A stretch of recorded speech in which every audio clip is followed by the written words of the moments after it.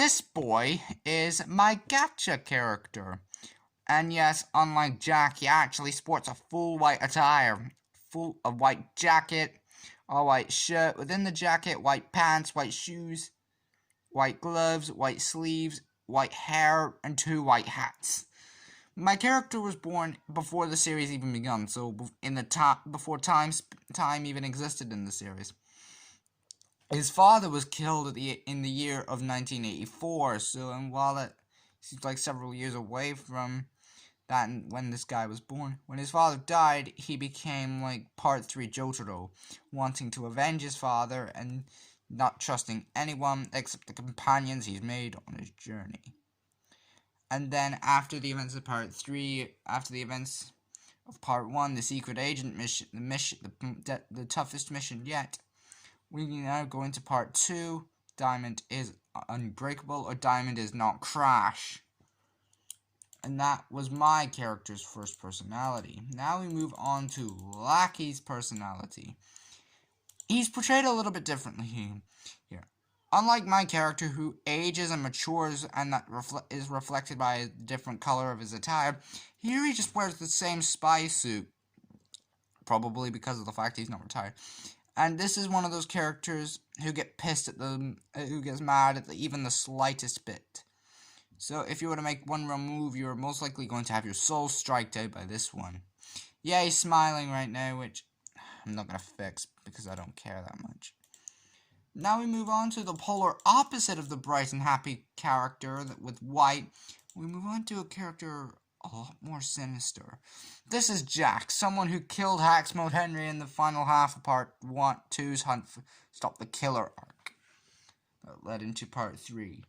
Now, unlike my character, he keeps his movements to an absolute minimum in combat. So he's one of those, I'm not going to move much during combat, and I'm also going to not trust anyone. His biggest weakness is not having any friends. He desperately needs friends to help him out. Yes, he wears a full black attire, black shoes, a black jacket, black sleeves, and 2 black hats.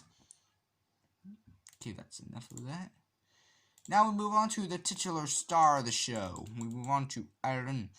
This is our main character, and he pretty much serves as the protagonist for the first part. He then serves as a major ally in part 2, and then a minor ally in part 3. Yes, my series has different protagonists for its part. This guy is the protagonist of part 1, Lucky is the protagonist of part 2, Jack is the protagonist of part 3. And then we get onto another character right now. This is Millie. She's basically part 4's main protagonist and the most yandere character you could ever think of. In fact, she kills people just to get this one. So, yeah, sorry about mentioning yandere-sim, but I think it's a good inspiration for her character. She wears her Phantom color preset, which is pretty suiting for her character. She's also female, as you can tell by the ponytail at the back. And yeah, she has a cape. Something my Gacha character kind of lacks with his white attire. Now we move on to Ava. Now I know this is definitely not the most accurate character, but it's the least I could do. Yes, she also has a ponytail. I gave every female character a ponytail. Anyway, this character's personality seems to be that of just nagging people all day. She likes to sit around and nag people's heads all day, which is basically to the extent of her character IRL. So that's enough of that.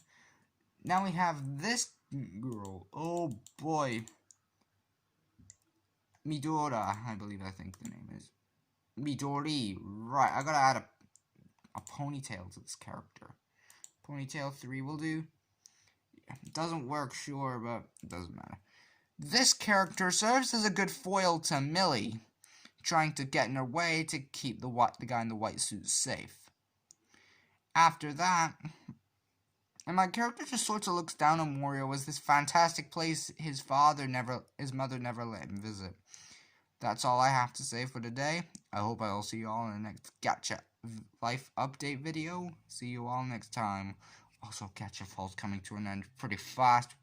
G-Zone's plan is literally failing.